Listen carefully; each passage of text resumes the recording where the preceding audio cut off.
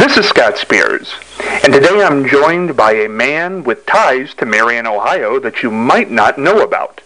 Along the way, he served as Chief White House Counsel to President Richard Nixon, got tied up in a little event called Watergate, became a prolific author, and is here today to discuss the 2012 presidential election. It gives me great pleasure to be joined by John Dean. John, how are you? I'm wonderful.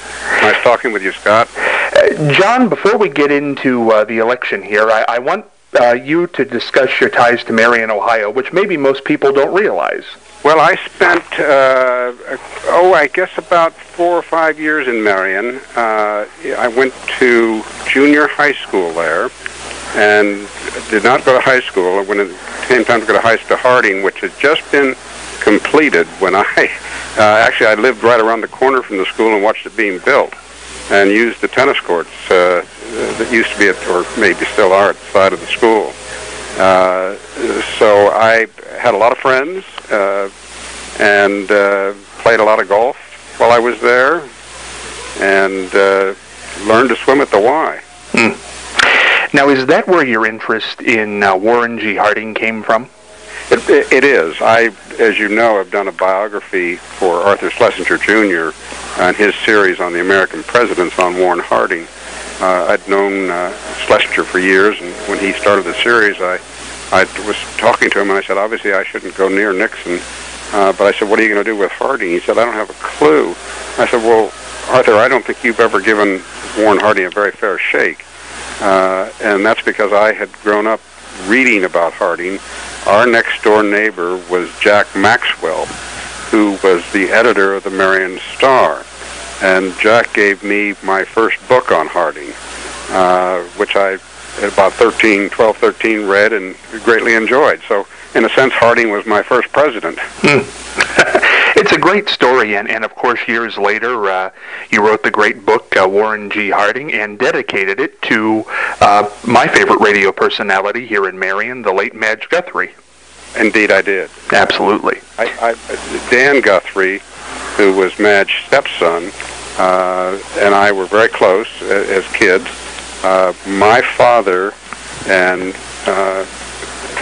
his father were best of friends. The Guthrie family was all over the Marion at that time. Dan's family had split, and so he and I would spend time together. And really, right up to the time of his death, we stayed close. It's a great story, and I don't think most people know that, and I'm glad every time we can talk about that. And when's the last time you were in Marion?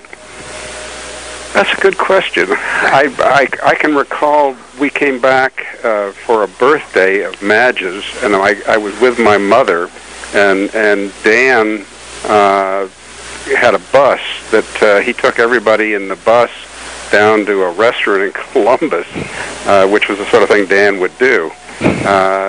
He was very fond of Madge, his stepmother, and treated her right all the way.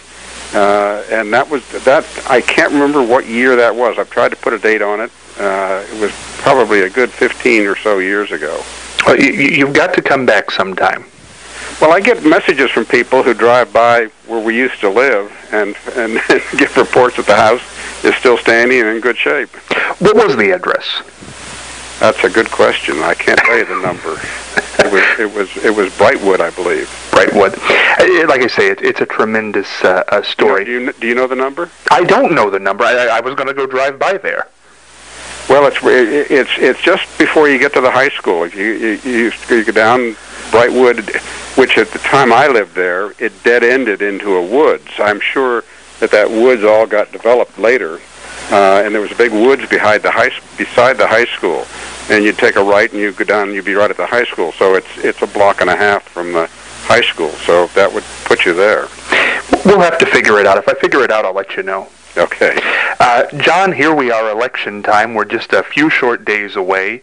What's your take? 2012 presidential election. Well, I think Ohio is an awfully important place in this election. I think that Ohio has long been the maker and breaker of presidents. In fact, I have a friend who you've interviewed, Jim Robinault, who's trying to put together a presidential center to recognize the Ohio presidents. Their properties are kind of spread around, and he's always thought, modern presidents have great libraries built for them. Why not do that for Ohio libraries? I think it's a great idea. But anyway, Ohio, I think, is very important. It's a swing state. I think it will, one way or the other, determine the outcome of this election. When this all started getting hot and heavy at the end of summer with the conventions, Obama was way up. Then the first debate happened. He went down quite a bit. We've kind of leveled out now, and here we are just hours, days away from the election. What has this whole election meant to you, the Romney-Obama matchup? Well, frankly, I'm unaffiliated and have been for a long, long time. I'm in California. We have a slot on you can sign on the ballot where you're either a Republican or Democrat or declare unaffiliated. In other words, I can vote by registering in either primary, which I don't. But California is fairly blue, and particularly statewide. There are a few spots in Orange County and what have you that are Republican, but otherwise the state is basically heavily Democratic. But anyway, I have voted for both Republicans and Democrats since my days in being active in government and politics, and I am really clearly an Obama supporter. I think he's got the makings of a great president, and I'm extremely disappointed with the overtone of racism that's slipped into this election. It's most unfortunate. Now, explain that to me, John, because I've read some of the things on that you've wrote and said. What is that for people who don't get it? Well, here we've got the first African American in the White House, and there has been as conscientious an effort as I've ever seen by Republicans and conservatives to suppress voting.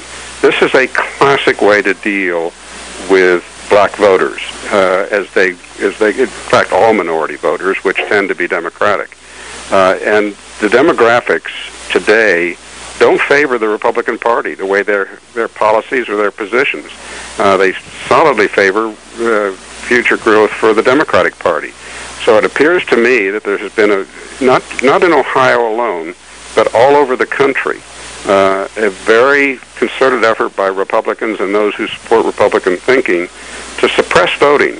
Well, that isn't the way to win the hearts and minds by using some sort of modernized version of Jim Crow to keep minorities, and particularly African Americans, from voting. I think it's most unfortunate, and I think it's a very sad commentary. I'm shocked at the Ohio Secretary of State and the extent to which he's gone to suppress voting, to make it as difficult as possible. It's really just quite remarkable at this late date to be going through all these things. John, let me ask you this question, put it this way. If the president on the Democratic side, say it was Bill Clinton in 2012, it was a white male, would this be happening? I doubt it. It didn't happen back then. What's happened since Clinton was in office also, we've even become more polarized. It starts during Clinton. That's when Newt Gingrich decides to take on the president and lose. and the divisions that started then and the obstructionism that started by Republicans as a matter of how to govern are really rather alarming to me. John, there's a lot of talk of President Obama's first 4 years, and certainly by the Mitt Romney campaign and most Republican organizations, that it's been a failure. You say that he could be a great president. Tell me why.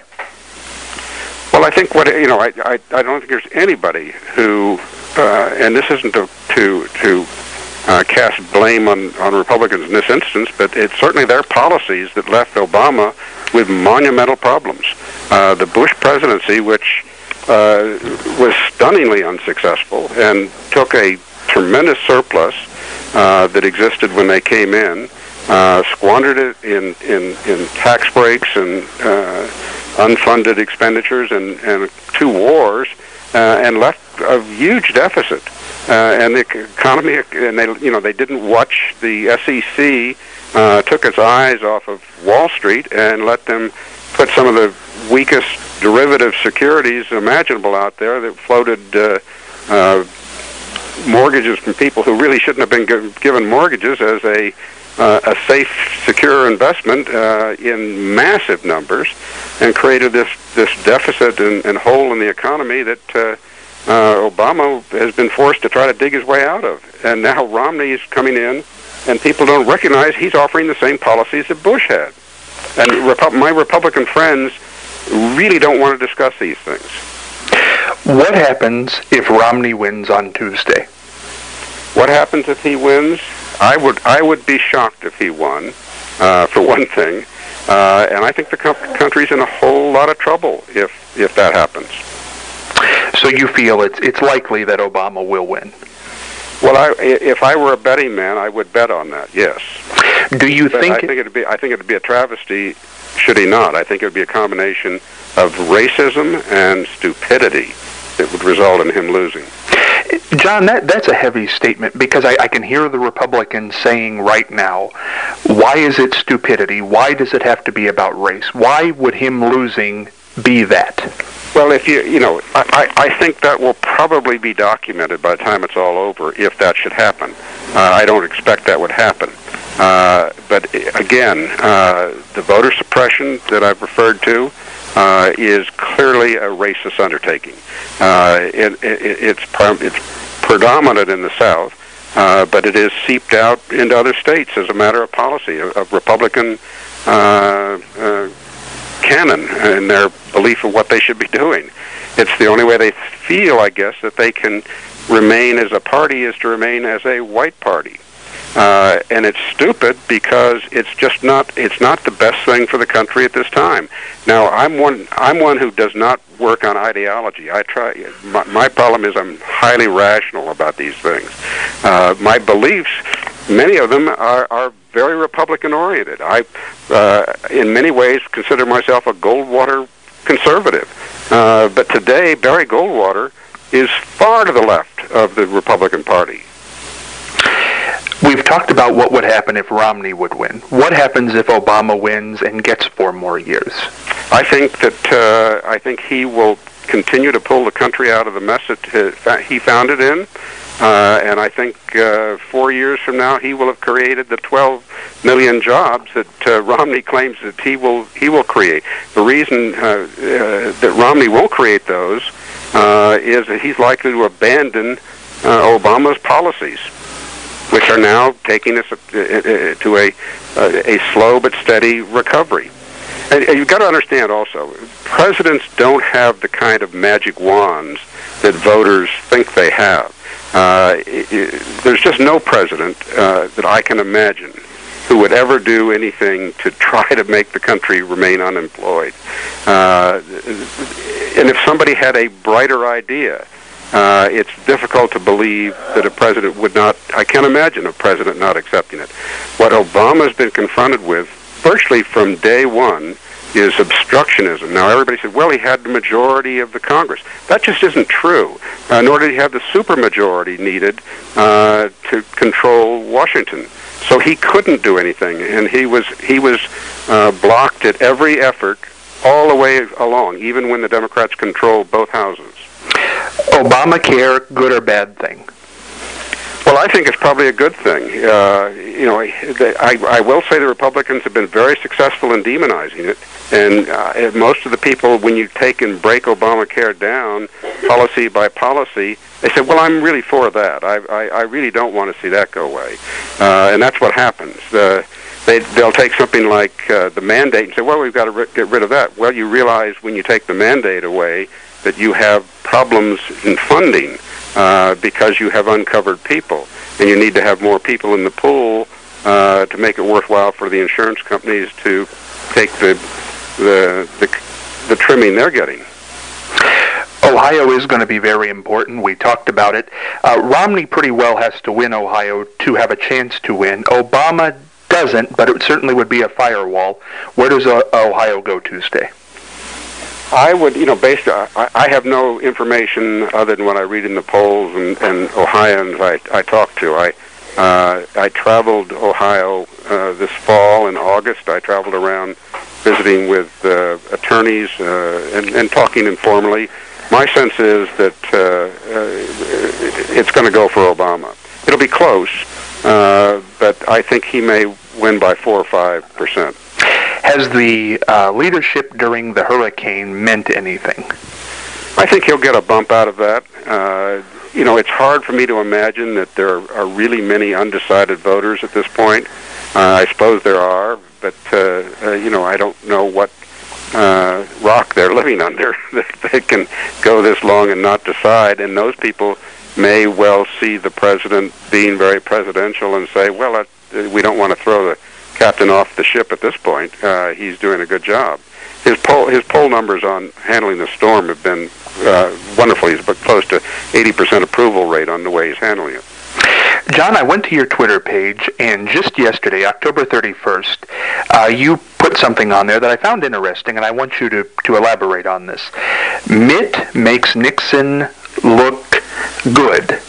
He's getting away with his secrecy. What did you mean by that?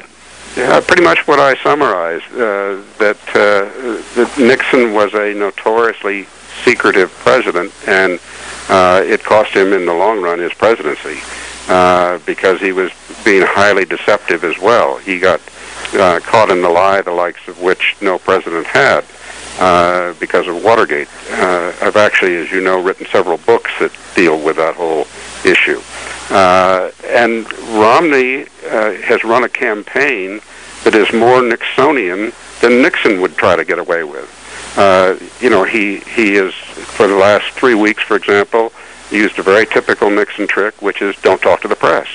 That's a good way to avoid issues coming up you don't want to confront. That was a standard Nixon policy, is just ignore and stiff-arm the press. He has been very deceptive. Occasionally Nixon would throw things out that they knew intentionally were not correct. Well, Romney has done that, particularly in Ohio again, with the misleading people with his ads about GM and Chrysler and what they're doing in China and what they're doing with Jeep and things like that. Both companies had to come out and say that Romney was wrong, that he was not as I say, Nixon wouldn't push the envelope quite that hard, even. It's going to be an amazing time Tuesday. Where will you be Tuesday, John? Actually, I have an eye exam that afternoon. I've already voted. In California, we have a good early voting system and a wonderful absentee ballot system, and I voted a couple weeks ago. So I will be just having a routine day.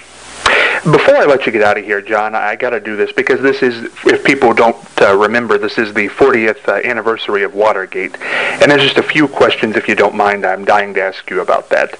Sure. For somebody who met Richard Nixon, who was in a room with him, who worked closely with him, there's so much written about him. What was he like? What was the man like? Different man with different people. Scott, I'm currently in a project that my publishers got me back into Watergate, and I'm working on a book that hopefully I'll have completed before the 40th anniversary of Nixon's resignation. And in taking the project on, I thought most of the important Nixon tapes regarding Watergate had been transcribed. When I tallied it up, I discovered there were something like 400 tapes that either fully or partially had been transcribed. But when I then did something nobody's ever bothered to do, which is catalog all the Watergate conversations, I found that only about a third of the conversations have been transcribed. And so I, for the last 2 years, have had a team of transcribers, graduate students. There's been some turnover in who they are because they've gone on transcribing Nixon conversations. It's a very, very difficult situation. Hard to do. They're hard to hear. Some conversations are excellent. The telephone conversations are good. The EOB office, his executive office, building office, are very hard. The Oval Office is generally good if people are sitting where the microphones were hidden. His Camp David conversations are good. So it's a mixed bag. But anyway, I'm literally following the thread of what did this man know and when did he know it, and I'm learning so much I didn't know. But I'm also listening to Richard Nixon a lot more than I ever had when I was there, and I find he's a different person with different people. He has a wonderful relationship with his wife and his daughters. Now I wasn't surprised about the daughters. I was that the relationship with his wife, Pat, was as close as it was. And these aren't a part of my book, but I picked these things up, and they help color my view of things. Another thing is, I'm surprised to find how little he was told early on about what was really going on. So there'll be some surprises in my recounting this story. We all know the broad outlines of what happened with Watergate. There's a bungled burglary and then a cover-up. The cover-up really wasn't covering up the bungled burglary, but more the fact that these guys, when they had worked at the White House, Hunt and Liddy, had done break-ins for the White House, for John Ehrlichman. Nixon doesn't even know about this.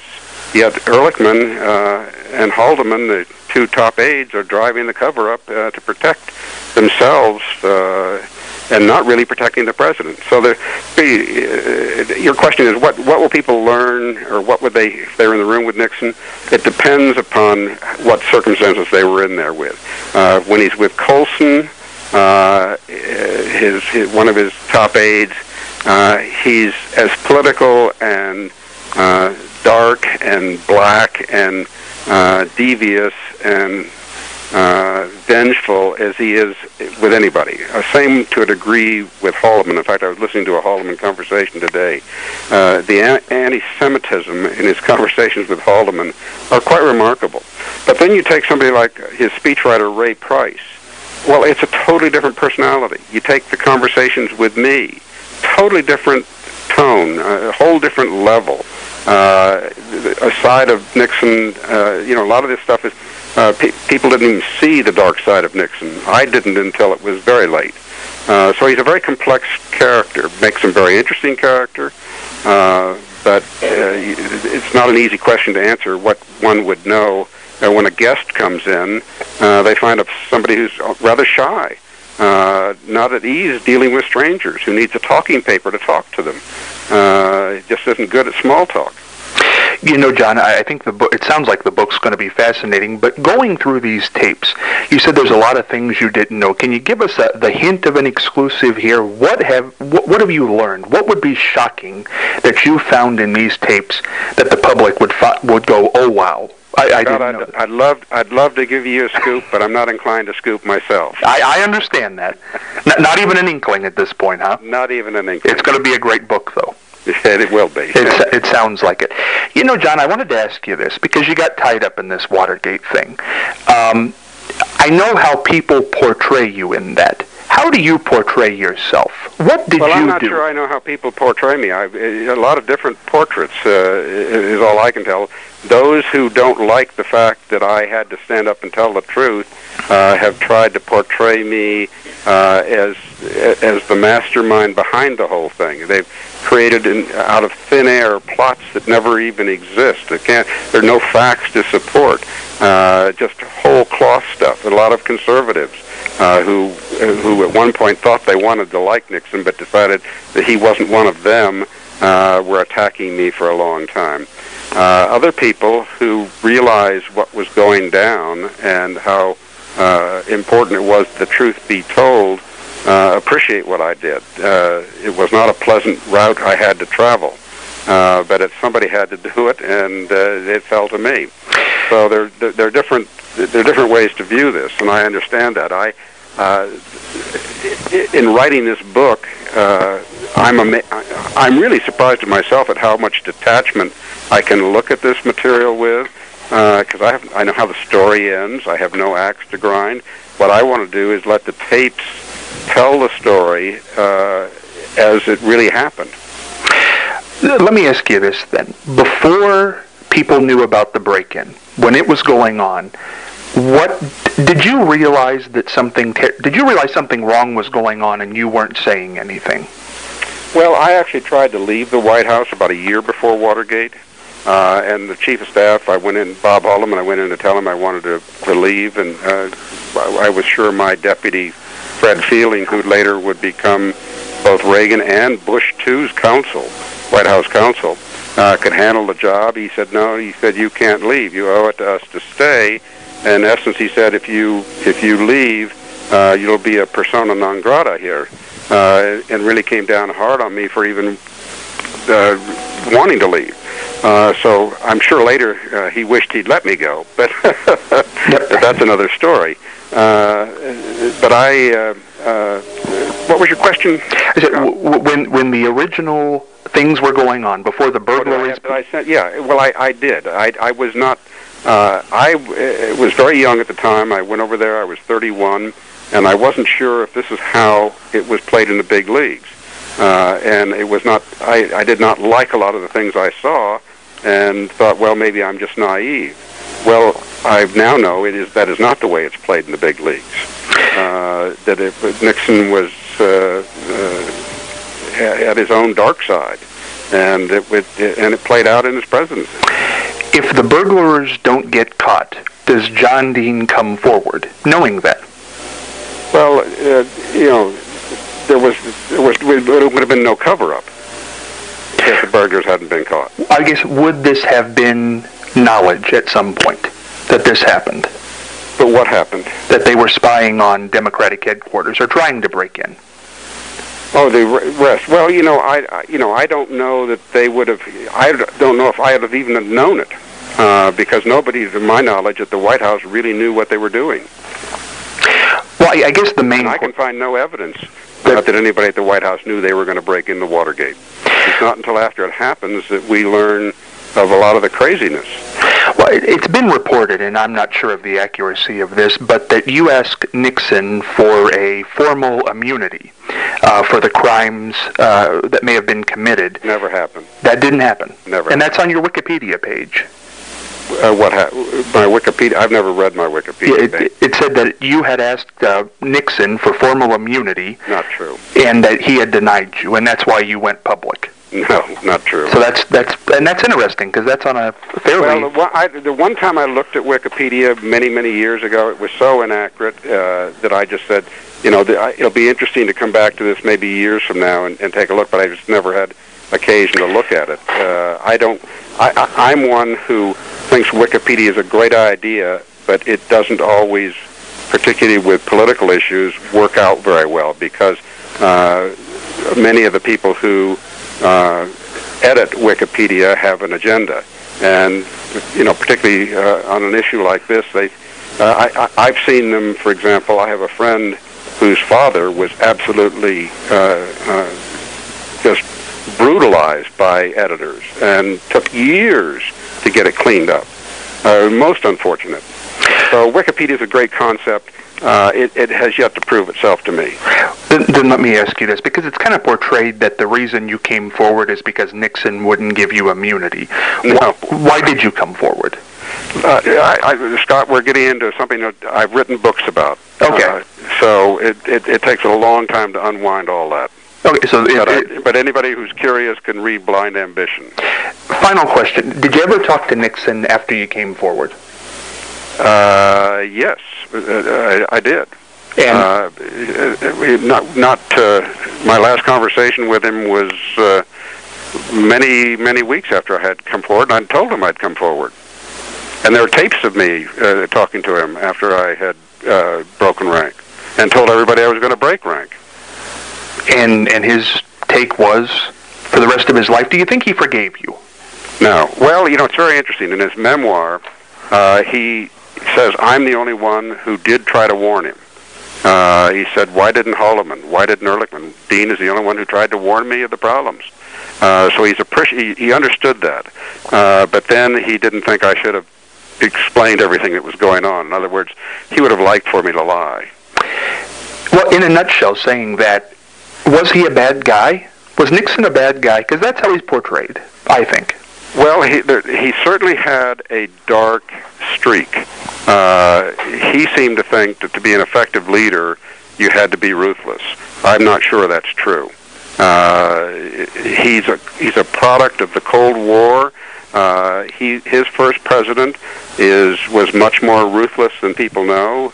That's Dwight Eisenhower, who he worked under, whose hidden hand was very effective in dealing with a lot of tough issues during the Cold War. And Eisenhower was no piker when dealing with on the world stage and moving the chess players around as they had to be moved. So he's from an era that people barely understand today, when the threat of nuclear war was very real, and the fact that two countries could mutually destroy each other, and one was hell-bent on taking us over. So it was a tough time, and he's a product of that. And the problem is he didn't adjust as the Cold War receded, and Russia became a much weaker force than believed. And he thought those tactics it's very hard to draw the line between foreign and domestic affairs. And he thought the same tactics that could be used for national security could be employed for domestic problems as well. And that was the downfall. You know, John, the final question I have for you, and gosh, this is interesting stuff, and I think people should read the books because they are fascinating. It's a fascinating tale. But as you say, certain people remember you certain ways. Obviously, even websites have twisted it a certain way, but you are going to be remembered for that, certainly Watergate and several things you've done after. How would you like to be remembered? Are you glad that you did that? Pulled the trigger against Nixon? Were you guilty? Are you still guilty? How do you see yourself in history's eye? Well, I don't really think much about that, Scott. I'm going to let history take care of itself, which I think it tends to do. There will always be people who will try to distort it, who have an agenda. But that's one of the interesting things I've noticed, that this truth does tend to bubble its way up and out eventually. That's one of the things that has troubled me deeply about conservatism. They have an alternative universe they live in. They see the world differently than everybody else. They have their own websites.